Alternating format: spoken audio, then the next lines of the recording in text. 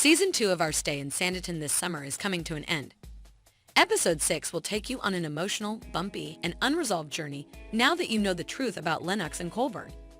But not all is lost because, as the credits roll at the end, we are informed that Season 3 has already been filmed and that Charlotte and Alexander will live happily ever after in those scenes. My characters shall have, after a little trouble, all that they desire, was how Jane Austen described her works. That will unquestionably be the case. As a reminder, Episode 6 aired on PBS Passport on April 17, 2022 for paying members, and it will air on Masterpiece PBS on April 24, 2022 for the general public. The fair warning is beneath. If you haven't seen the episode yet, you should read it at your own risk. The arrival of Sydney's trunk from Antigua kicks off the 6th episode. They try to honor Sydney until the very end, as the author, Justin Young, mentioned a few months ago. He has kept that promise, but what you are about to see hurts and surprises both the fictional characters and you, the audience. Before we open that trunk, however, we are in the room with Charlotte, Georgiana, and Allison. After learning from Charlotte that Colonel Lennox stole Colborne's wife, Allison admits that she is a terrible character judge. Charlotte says that Colborne is not at all the man that I've been led to believe as the ladies talk to each other.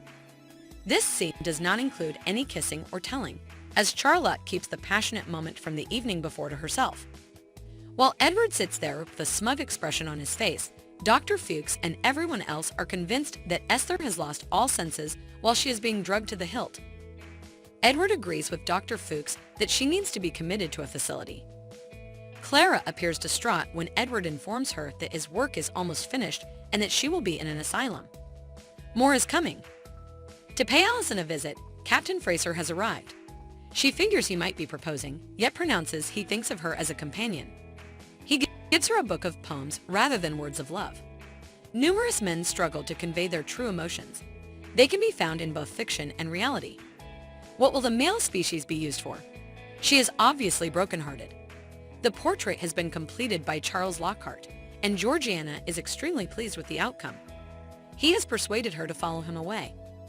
When Charlotte returns to Colborne's estate, she finds him outside playing with his dog and playing fetch.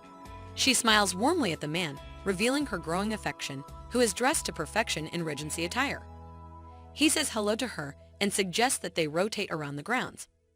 I adore the Regency expression, turn about the room, turn about the grounds, and so forth. Charlotte looks at him inquisitive, probably wondering if she is about to receive a marriage proposal. Colborne walks them to a shaded area and apologizes, claiming that he talked too much about the past and pleading with her to never talk about it again. His statement shows that he still feels shame and wants to keep Lucy's reputation safe. He is reassured by Charlotte that she will not. After that, she tells him, I too have known heartache and betrayal, and she admits that she has sworn off love and marriage as a result. However, she realizes that she is unable to conceal herself. With a revering look toward Colborne, I trust it's her approach to avowing her developing friendship. Okay, let's stop right here. Deepen your breathing. From social media, I know that Charlotte's use of the term betrayal to describe her heartbreak with Sydney has caused controversy. She confirmed that she understood why he married Eliza. Indeed, she said she didn't think too gravely of him.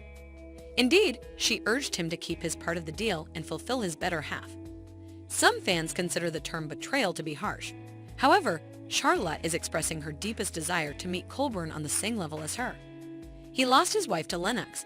Eliza used Sydney's money as leverage to steal him. It makes you can't help thinking about why Justin Youthful picked that word. It's clear from Charlotte's way of coping with the past 9 months since she said goodbye to Sydney that the experience made her cynical about love.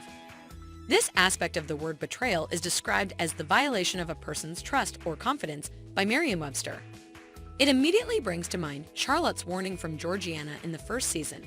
He is not trustworthy.